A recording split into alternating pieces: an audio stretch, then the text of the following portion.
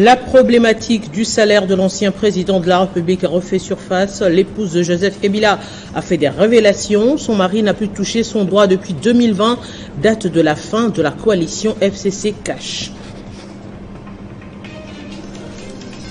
Aussitôt lancé à Lubumbashi, Moïse Katumbi a obtenu sa carte d'électeur. Le président de Ensemble pour la République s'est fait accompagner des membres de son parti et pendant ce temps à Kinshasa, l'opération d'enrôlement poursuit son bonhomme de chemin.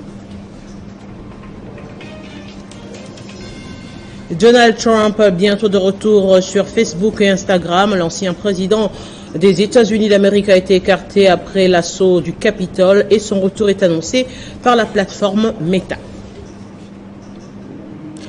Mesdames, Messieurs, bienvenue dans ce journal sur Télé 50. Joseph Kabila privé de ce droit, contrairement aux polémiques autour de son salaire. L'ancien président de la République n'a plus reçu un seul rang depuis 2020 et ne toucherait même pas la somme colossale de 680 000 $ américains. Révélation de son épouse Olivia Kabila lors d'une cérémonie d'échange de vœux au centre hospitalier Initiative Plus OLK. On l'écoute.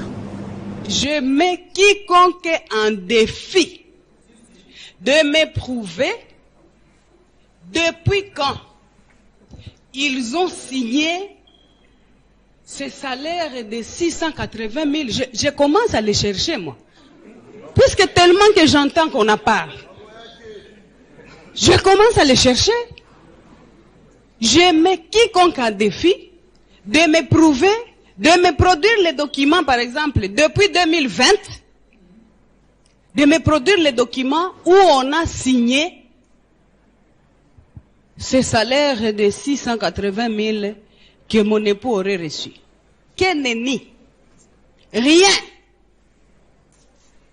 Mais il n'a jamais réclamé. Il n'a jamais fait mention.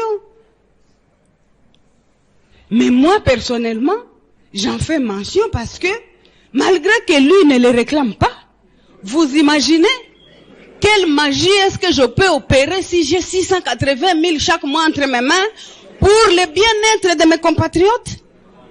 Je pense que je vais,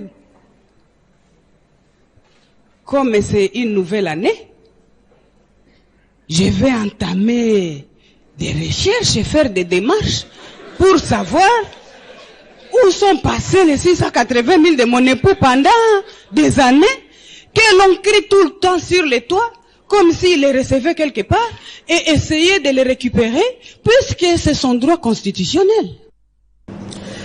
Et bien, juste après ce journal, vous allez suivre la page magazine consacrée justement à cet échange de vœux au centre Initiative Plus.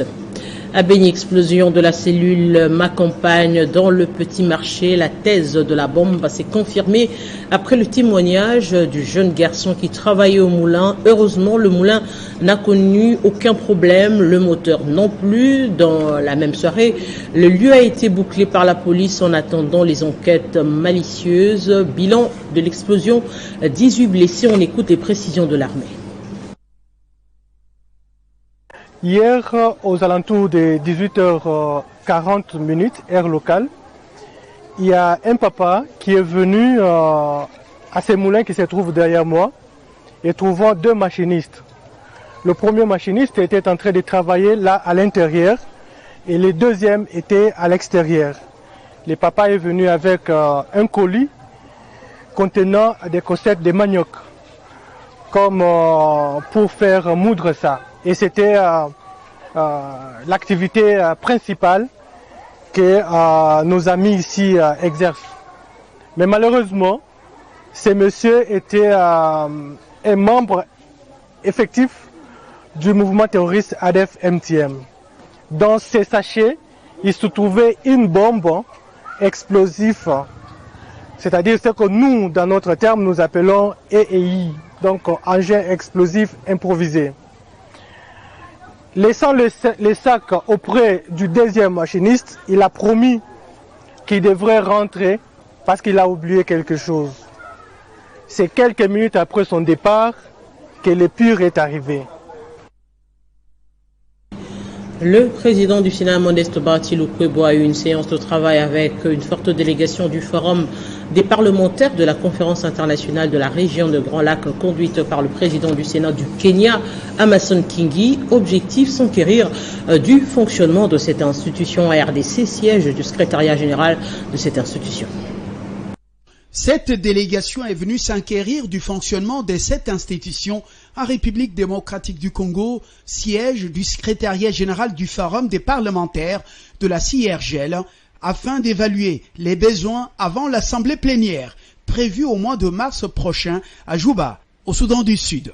Amason Ngingi, président du Forum, chef de la délégation et président du Sénat, a évoqué avec son homologue congolais Modeste Bahati Lukwebo divers sujets liés à la diplomatie parlementaire, notamment l'agression dont la République démocratique du Congo est victime de la part du Rwanda. À ce sujet, le président du Sénat, Modeste Bahati Lukwebo, a informé ses hôtes de la volonté du président de la République, Félix-Antoine Tshisekedi, de voir la paix régner dans son pays et dans tous les pays de la sous-région.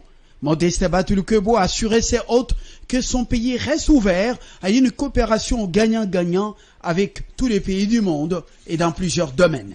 Le président du Forum des parlementaires de la CIRGL a pour sa part indiqué que son pays, le Kenya, est toujours disponible pour soutenir la RDC dans la lutte pour le retour total de la paix afin de favoriser son développement économique. Le Kenya sera toujours aux côtés de la RDC pour le soutenir dans sa poursuite de la paix et de la sécurité pour son peuple. La séance de travail s'est clôturée par une visite de la salle des plénières du Sénat. Les hôtes de Modeste Bahati Lukwebo ont apprécié les conditions de travail des élus de la République démocratique du Congo.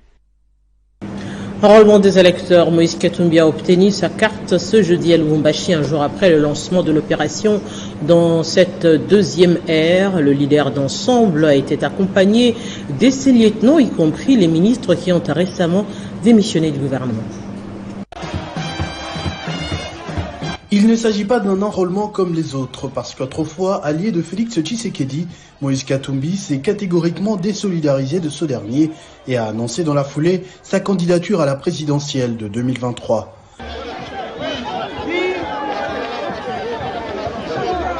Comme on pouvait s'y attendre, il a été tout de suite très critiqué par les soutiens du président de la République qui ont vite fait de ressortir le discours de sa nationalité congolaise, douteuse. Visiblement, ce n'est pas d'avis à décourager le chairman qui, en s'enrôlant, coupe l'herbe sous les pieds de ceux qui pensent que sa candidature ne devrait pas être prise en compte.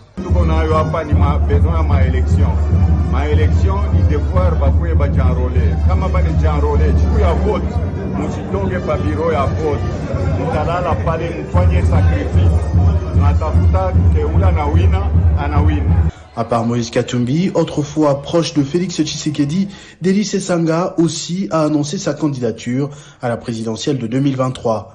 Martin Fayulu, deuxième à la dernière présidentielle, Matata Ponyo, malgré ses démêlés judiciaires, ou encore Lisanga Bonganga, se sont aussi prononcés pour la succession de Félix Tshisekedi. Et la mobilisation à l'enrôlement a été au rendez-vous dans la commune de Kalamou. Lambert Osango, accompagné des membres de la fondation FOLAS, ont sensibilisé les Congolais au terrain Kamina juste après avoir accompli son devoir civique. La commune de Kalamou a vibré au rythme de Lambert Osango, président de la fondation FOLAS, reconnu pour son dévouement dans l'encadrement de jeunes avec son club AC Rangers. Les membres de la fondation ont tenu à manifester leur soutien à ce mécène le jour de son enrôlement. Parti du terrain Ekankar à Yolo Sud, ces membres de FOLAS ont pris d'assaut les places publiques du quartier Yolo Sud et Nord et de la commune de Kasavubu. Question de sensibiliser la population de la district de la Funa à un enrôlement massif. Arrivé au centre d'enrôlement à l'école Kamina, Lambert Osango remplit les formalités d'usage et obtient sa carte d'électeur qui fait d'office de carte d'identité. L'heure est à un discours mobilisateur au terrain Kamina. Le message de Lambert Osango est clair. Je suis le leader de tous les leaders de Kalamou. Je reste l'incontournable de tous les leaders de Kalamou.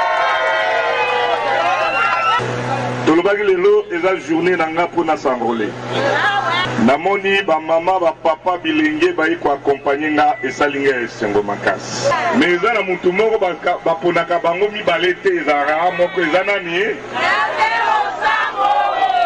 la présidence de la République ba pona ba to mibale ba pona ko belé. Tous restent déterminés à accompagner ce leader de Kalamou jusqu'aux élections prévues en décembre prochain. En rebond des électeurs, le directeur de cabinet du gouverneur de la ville de Kinshasa, Freddy Bonzeke, a accompli son devoir citoyen dans le territoire de Mouchi, dans le Maï-Ndombe, une occasion pour lui d'encourager la population à faire de même. Le chef de l'administration du cabinet de Gentini Gobila a obtenu sa carte d'électeur après son enrôlement à l'épée Mikoka, où il était accompagné par une foule immense, expression de soutien de la population de ce coin à ce digne fils du pays. Freddy Bonzeke, au cadre de l'Alliance des Congolais progressistes ACP et secrétaire national en charge du processus électoral, a été plébiscité par toute la population de Mouchi afin de porter haut leur voix au niveau de la chambre basse du Parlement.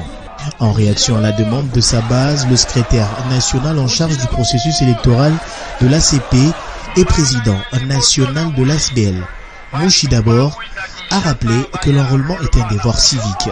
Se faire enrôler est un devoir et un droit civique. Celui qui ne s'enrôle pas, il n'a pas le droit de voter. Et celui qui ne vote pas, il ne participe pas à la gestion de son pays. Parce que notre pays a opté pour la démocratie. C'est la gestion par les représentants. Donc c'est le peuple qui élit. C'est le peuple qui donne le mandat. Et donc il est arrivé le moment où tous ceux qui se disent, tous ceux qui se reconnaissent de Mouchi d'abord, tous ceux qui se reconnaissent de l'ACP doivent impérativement se faire enrôler. Il faut souligner que Freddy Bonzeke, secrétaire national en charge du processus électoral de l'ACP, a été accompagné dans son fief par le secrétaire général de l'Alliance des Congolais progressistes ACP, Charles Mbutamutu. Et puis le gouverneur de la ville de Kinshasa, Gentini Ngobila Mbaka, a supervisé l'opération de démolition des constructions anarchiques sur la baie de Ngaliema. Il était accompagné du patron de la police ville de Kinshasa, le général Silvano Kassongo, ainsi que du commandant de la 14e région militaire, une décision visant à limiter les dégâts causés par les pluies diluviennes et épargner ainsi les vies des Kinois. Sur instruction du président de la République, Félix Tshisekedi, le gouverneur de la ville de Kinshasa, Gentini Ngobila, a dirigé cette opération à bord des engins de l'hôtel de ville, consistant en la démolition de constructions anarchiques sur la baie de Ngaliema, tout au long du fleuve Congo, afin de faire respecter les normes urbanistiques. Je suis quand même assez satisfait de voir que la population a soutenu l'opération. Et à partir de la semaine prochaine, je pense qu'on va sanctuariser ces sites pour le bénéfice des mamans maraîchères ainsi qu'aux gens qui pourraient développer la pisciculture. Moi, j'ai fait ma part du boulot. Il appartient à la police de faire la sienne. Je pense qu'à mon niveau, je vais continuer à faire le suivi. L'opération a commencé aujourd'hui. Comme je l'ai dit, elle va se poursuivre jusqu'à la fin de la semaine. Nul n'est censé ignorer la loi. La population doit retenir que le chef coutumier n'a aucun droit pour vendre des espaces et de terres dans la ville de Kinshasa. Le droit coutumier ne s'exerce pas ici à Kinshasa. Le chef coutumier, ici, ont le rôle de vigile, c'est-à-dire surveiller, sécuriser pour éviter que n'importe qui vienne occuper des espaces, a interpellé les patrons de la ville de Kinshasa avant de rassurer qu'il fera le suivi de cette opération lui-même durant cette semaine sur cet espace. Rappelons que cette mesure intervient après les inondations et érosions de décembre dernier qui étaient causées entre autres par les constructions anarchiques, l'absence des gestes éco-citoyens et le changement climatique. Poursuivons cette tournée interministérielle. Le numéro 1 de l'autorité de régulation de la sous-traitance dans le secteur privé RSP était cette fois-ci au ministère des ITPR. Objectif, solliciter l'accompagnement de ce secteur afin de booster l'entrepreneuriat congolais.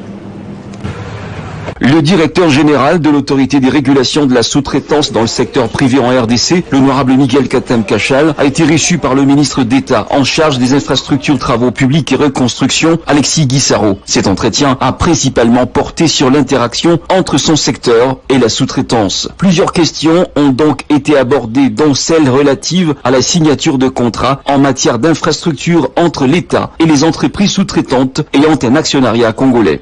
Je viens d'échanger avec son Excellence le ministre d'État. Aujourd'hui, je pense que la sous-traitance est seulement minière. Dans la zone minière, non, la sous-traitance intervient dans tous les secteurs d'activité en République démocratique du Congo. Développer la classe moyenne n'est pas seulement une affaire du chef de l'État lui-même. Le président de la République a donné sa vision et tous les Congolais, nous sommes derrière lui pour l'appuyer dans cette vision.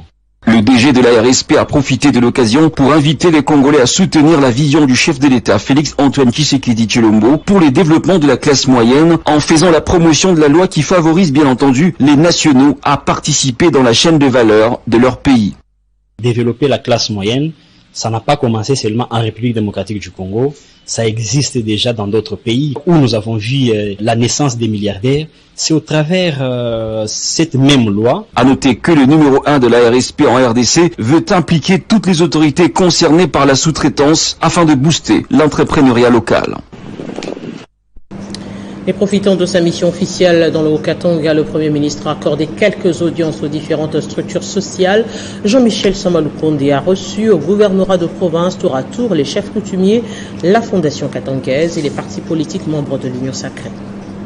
Après s'être enrôlé en premier dans l'espace Grand Katanga, le chef du gouvernement central a sensibilisé plusieurs personnalités à l'enrôlement et à l'identification des électeurs à travers les audiences qu'il a accordées. Jean-Michel Samaloukonde Kenge a commencé par les autorités traditionnelles conduites par le grand chef Kaponda Lubenge qui, à l'issue de ces échanges, a promis de transmettre le même message à sa population. Oui, les remercier puisqu'il est venu s'enrôler. Et puis c'est notre tour d'aller dans nos villages pour sensibiliser à la population de s'enrôler massivement, tout ça, pour les élections à venir. Avec la Fondation katangaise, les échanges ont aussi porté sur la lutte contre les turbulences politiques qui ont toujours caractérisé l'année électorale. Pour sensibiliser les populations que vous représentez, afin que celles-ci puissent se faire enrôler massivement, afin que notre province puisse contribuer sensiblement à la marche du pays à travers l'expression élective. La dernière audience du Premier ministre a été accordée aux partis politiques et associations membres de l'Union sacrée. Jean-Michel Samaloukonde Kenge a exhorté tous les acteurs politiques à se faire enrôler pour la réussite du processus électoral en cours en République démocratique du Congo. Appeler la population tout entière, congolaise vivant au Katanga, les Katangaises et Katangaises, à pouvoir s'enrôler massivement. Donc en effet, il est venu nous réarmer, nous, présidents de partis politiques, présidents des associations membres de l'Union sacrée, afin de nous demander carrément de descendre sur le terrain pour convaincre les nôtres.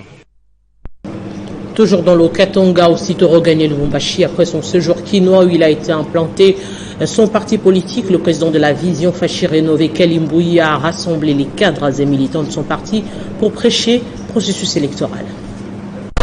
C'est une foule immense qui a fait les déplacements de l'aéroport international de Lubumbashi ce mercredi 25 janvier 2023 pour accueillir le président national et autorité morale du parti politique Vision Fachi Rénové.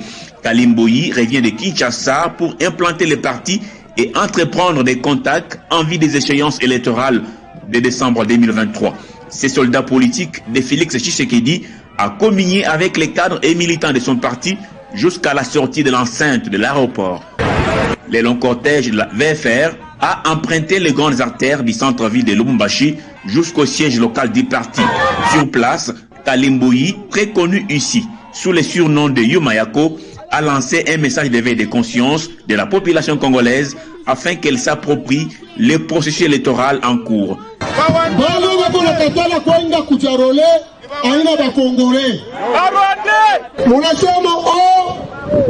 Il fallait pas qu'attendre pour ma vote. Fatia nasema twende kuma vote. Sasa mnatafuta nini? Il a appelé les uns les autres à s'enrôler massivement en vue de pouvoir changer la classe politique et barrer la route aux prédateurs et autres usurpateurs de la RDC.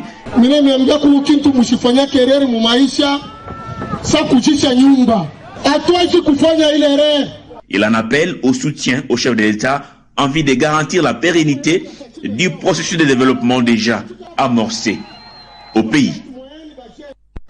Tout à fait autre chose, le conseil d'administration des lignes maritimes congolaises affiche déjà ses couleurs pour l'année 2023. Au cours d'une réunion de l'équipe dirigeante tenue hier à Kinshasa, il a été retenu plusieurs points pour booster le géant de mer, notamment la mise en place d'un programme de formation sur la navigation maritime. Comme dans ses habitudes, Jean-Claude Mukendimbi Mwenza, toujours ponctuel, a répondu présent au premier grand rendez-vous du conseil d'administration de l'année 2023 de l'armement national. Sous la houlette du PCA de LMC, Lambert Mendo Malanga, l'équipe dirigeante de l'armement national a, suivant la nouvelle politique managériale imprimée dans le plan de relance 2023-2025 des géants de mer, affiché ses ambitions, parmi elles l'acquisition d'une flotte en propre par LMC et l'adoption de la nouvelle mise en place du personnel LMC, comme le précise le PCA qui a étalé la quintessence de cette première réunion. Nous avons reçu les directives de la part de Madame la ministre du portefeuille et de Monsieur le ministre des Transports et Voies de Communication pour l'acquisition en propre des navires pour ligne maritime congolaise. Au cours de ces conseils, la direction générale, tenue de main de maître par Jean-Claude Mukendimbi Mwenza, a proposé une nouvelle mise en place. Nous avons élaboré un schéma technique concret pour arriver à faire flotter de nouveau le drapeau congolais sur les océans. Outre les deux grandes décisions phares traitées lors de ces conseils, il s'y est de noter que dans la perspective du renforcement des capacités de ressources humaines des LMC, un programme de formation sur la navigation maritime sera mis à la disposition de jeunes Congolais, une touche de la gouvernance, Mukendimbi Mwenza. La dynamique des femmes pour le changement DFC, structure réunissant les femmes du parti politique Ensemble pour la République derrière leur coordonnateur Dominique Munongo Inamizi, ont échangé sur la mobilisation et la participation efficace à l'engagement politique en soutien à leur leader, Moïse Katumbi. Ceci est une expression de la détermination de la dynamique de femmes pour le changement en soutien à Moïse Katumbi, leur leader naturel. Les femmes de changement, l'espoir et la force de Moïse Katumbi, venus de tous les quatre coins du Grand Katanga, se sont réunis autour de la coordonnatrice nationale de la dynamique de femmes pour le changement, la députée nationale princesse Dominique Munongo Inamizi. Cette structure politique qui encadre les femmes du parti Ensemble pour la République. L'heure est à la mobilisation générale pour une participation active et qualitative dans l'engagement politique derrière leurs leaders.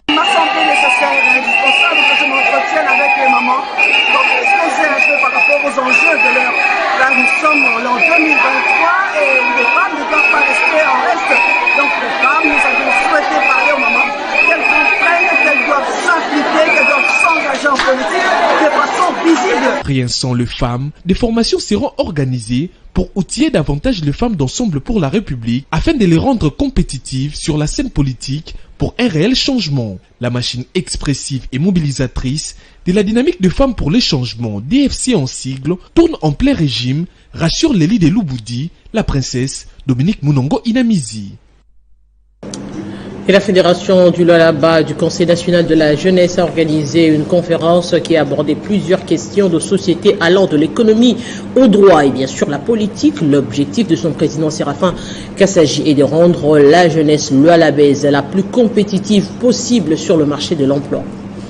Le Forum national de la jeunesse, Fédération du Lualaba, a organisé ce samedi 21 janvier 2023 une méga conférence dans l'amphithéâtre de l'Histacologie sous le thème l'entrepreneuriat au Lualaba. À travers cette conférence, le FNJ, avec en tête son président provincial Séraphin Kassaji, a souhaité outiller suffisamment les entrepreneurs lualabais. Pour cela, des speakers de taille, bien assis dans leurs domaines respectifs, ont défilé devant l'auditoire. De l'économie, En passant par la politique et les nouvelles technologies de l'information et de la communication jusqu'au domaine juridique, cet échange, loin d'une frivolité, a été d'une importance capitale pour les participants. La conférence ayant été une totale réussite, Séraphin Kassage, président provincial du FNJ Lualaba, n'a pas caché sa satisfaction. Une réussite pour vous? Une totale réussite. Le Forum national de la jeunesse n'en est pas à sa première organisation. Dans sa collaboration avec le gouvernement provincial du Lualaba, il se bat afin d'aider les jeunes à se cultiver et ainsi devenir plus compétents sur le marché de l'emploi. La bonne gouvernance est imprimée par Fifi Masuka Lualaba, l'imprégnation du processus électoral en cours, ainsi que le soutien aux actions du chef de l'État. C'est en substance l'essentiel du message du questeur de l'Assemblée provinciale du Lualaba, le député Philippe Kaumba, dans le territoire de Muchacha, où il a plutôt été accueilli avec faste par la population. C'est un accueil particulier qui lui a été réservé dans le territoire de Muchacha. Un interminable cortège qui est parti du rond-point Louilou jusqu'à l'esplanade de l'église 21e Sébeko, où le 3e vice-président de FIDEC, parti cher à Fifi Masuka Saini, et président national de la fondation FKP, a sensibilisé la population à l'enrôlement. Nous voulons que les choses se développent et toutes les régions également. Nous devons, à partir de ces 25, remplir notre devoir civique, celui de nous enrôler, car le bureau soit déjà ouvert, nous enrôler massivement et obtenir sa carte d'électeur. C'est comme ça que vous allez exercer ce qu'on appelle grâce politique et civique.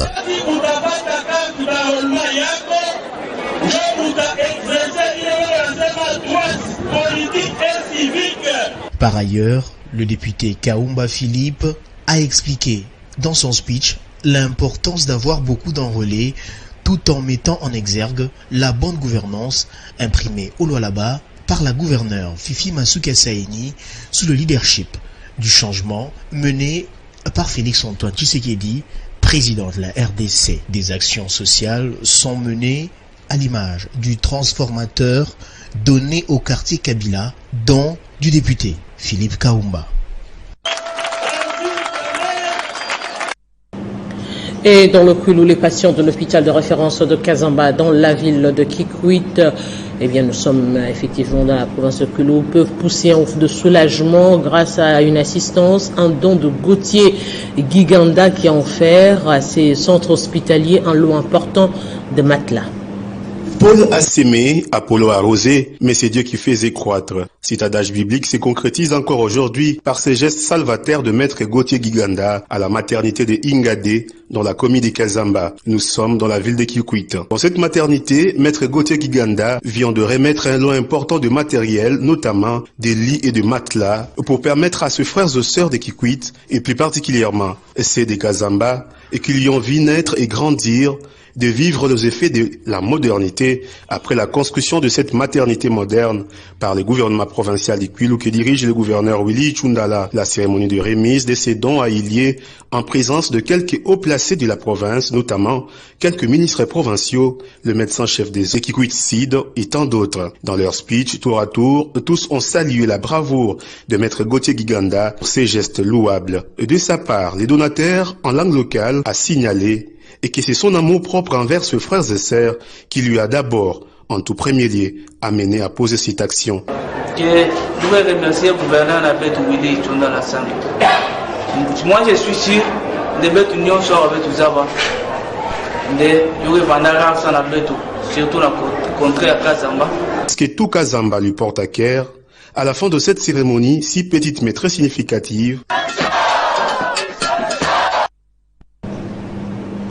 Direction les États-Unis d'Amérique, où je le disais en titre, le groupe Meta annonce qu'il va rétablir dans les prochaines semaines les comptes Facebook et Instagram de l'ancien président américain Donald Trump, écarté de ses réseaux sociaux à la suite de l'assaut du Capitole à Washington le 6 janvier 2021. Les détails avec Héritienne Tambois.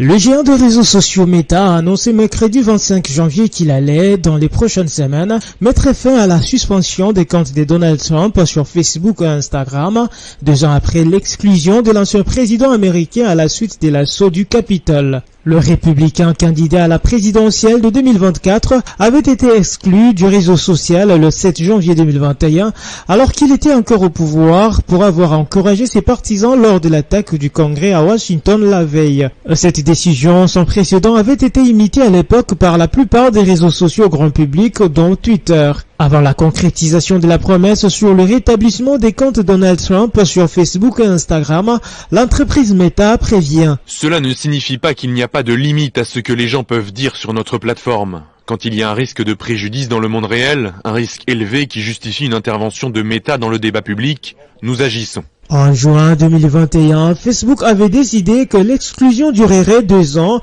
et que les milliardaires républicains ne pourraient revenir que quand les risques pour la sécurité du public auraient disparu. L'homme politique avait déjà été réadmis sur Twitter le 19 novembre 2022, peu après avoir déclaré sa candidature pour 2024. Allez, on va parler sport. Le football congolais semble être poursuivi par un signe indien. Si les léopards locaux étaient éliminés à la 7e édition du CHAN, des championnats d'Afrique des Nations, les léopards espoirs U23, à leur tour, sont sur le point d'être disqualifiés. À en croire les sources proches de la FECOFA, la CAF estime que la RDC ne devrait pas jouer ces éliminatoires, étant sanctionnée en 2019 pour l'affaire Arsène Zola, dont l'âge avait dépassé la catégorie. Au regard de fait, le patron du sport accorde à la Fédération congolaise de football association 24 heures pour donner des explications claires sur cette débâcle du CHAN qualifiée de honteuse. Venons au rappel des principaux titres.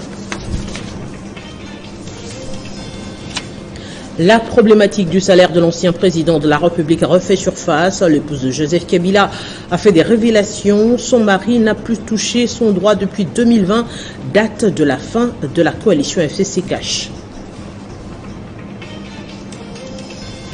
Aussitôt lancé à Lubumbashi, Moïse Katumbi a obtenu sa carte d'électeur. Le président d'Ensemble pour la République s'est fait accompagner des membres de son parti et pendant ce temps à Kinshasa, l'opération d'enrôlement poursuit son bonhomme de chemin. Donald Trump, bientôt de retour sur Facebook et Instagram. L'ancien président américain a été écarté après l'assaut du Capitole et son retour est annoncé par la plateforme Meta. Ce journal est terminé. Merci de votre fidélité à Télé 50. À très bientôt.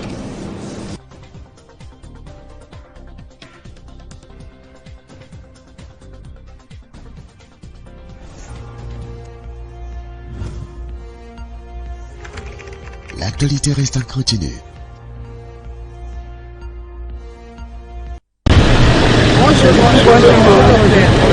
Marie-Olive Lembe Kabila, épouse du sénateur à vie Joseph Kabila Kabange, hôte de la cérémonie d'échange des vœux du centre hospitalier Initiative Plus, a suivi avec attention le bilan exercice 2020, 2021, 2022 dans un tableau comparatif dressé par Jeff Ntalaja, neurochirurgien et médecin directeur du centre hospitalier Initiative Plus. Aujourd'hui, CHIP n'est pas seulement à Bibois.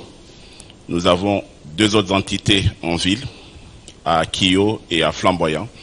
Et dans l'avenir proche, il y aura probablement d'autres entités dans des provinces. Et c'est là la vision de notre promotrice.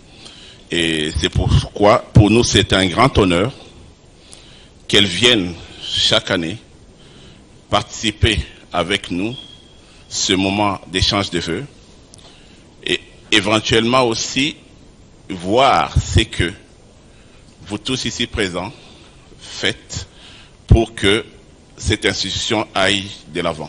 Un événement marqué par la remise des présents aux agents qui se sont distingués les années écoulées. Occasion pour Laurence Tubangu Sandra, Madame l'administrateur gestionnaire titulaire, de couvrir Marie-Olive Lembe Kabila, promotrice du centre hospitalier Initiative Plus, des cadeaux très significatifs.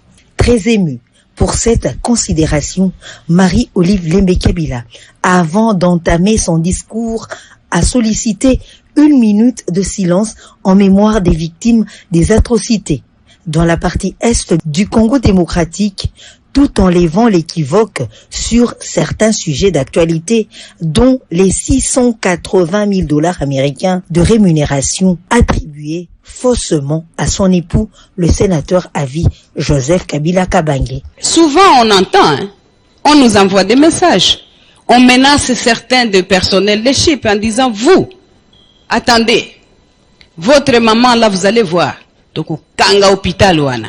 S'il arrivait que par malchance cet hôpital soit détruit, franchement, entre nous, qui va en souffrir plus? C'est la population, ce sont nos patients, c'est l'emploi qui va en pâtir. Alors vous qui nous menacez, s'il vous plaît, nous souhaitons qu'ils puissent s'investir un peu plus dans les domaines de la santé, qu'ils nous soutiennent parce que les domaines de la santé et la politique. Dr Mouepou Michel, médecin spécialiste, Dr Mouepou Jean-Claude, infirmier, Lokulutu Denis, administratif, relations publiques, Feza Barouti Joël, 2 superviseurs, Dr Kassongo Moïse, médecin Edi Tamokui, infirmier et Trésor Bikabana, médico-technique, ont été récompensés par des prix d'excellence et une enveloppe pour motiver les autres et eux-mêmes à faire mieux. C'est dans le jardin du centre hospitalier Initiative Plus qu'un cocktail a été servi pour clôturer en beauté la cérémonie d'échange des vœux.